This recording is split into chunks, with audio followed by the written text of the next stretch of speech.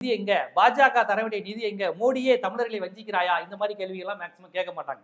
பாஜக கூட்டணி கட்சியே அவ்வப்போது ஒரு சமுதாயத்துக்கு கேட்டா கூட விஜய்க்கு கேட்கணும்னு தோணாது. ஏன்னா முழுக்க முழுக்க அவர் ஒரு நாக்பூர் அசைன்மெண்ட்ல இருக்கிறாரு.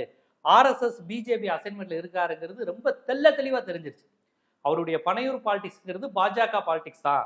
பாஜகவினுடைய கைப்பாவையாகத்தான் அவர் இயங்க போகிறார், செயல்பட போகிறாருங்கிறது இன்னைக்கு கவர்னரை போய் சந்திக்கிறார். ஐயா கவர்னர் யாருங்கய்யா? உங்க மாநாட்டிலே தெளிவா போட்டீங்க.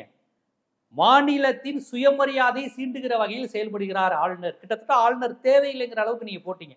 ஏன்னா அப்பதான் உங்களுக்கு ஒரு ஆன்டி பிஜேபி பேஸ் வரணும். அந்த மாநாடு முடிஞ்ச உடனே பாத்தீங்களா ஆளுநரை எதிர்த்திருக்காரு. அப்ப பாஜக எதிர்ப்பாளர். டெல்லியோட ஆள் கிடையாது அவர். ஆளுநரை எதிர்த்திருக்காருங்கிற மாதிரி எல்லாம் பேசினாங்க.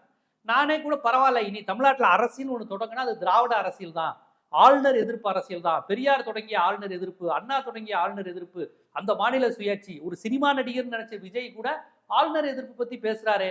அவருக்கு எழுதி கொடுத்தவங்க சரியா எழுதி கொடுத்துருக்காங்க கூட நினைச்சேன். ஆனாலுமே இது எல்லாமே ஸ்கிரிப்ட் தான் அப்படிங்கிறது தான் இப்ப ஆளுநரை போய் இவர் சந்திக்கிறார். ஆளுநரை போய் நீங்க எதுக்கு சந்திக்கிறீங்க? என்னுடைய அடிப்படையான கேள்வி, ஊடகவியலாளரா என்னுடைய கேள்வி.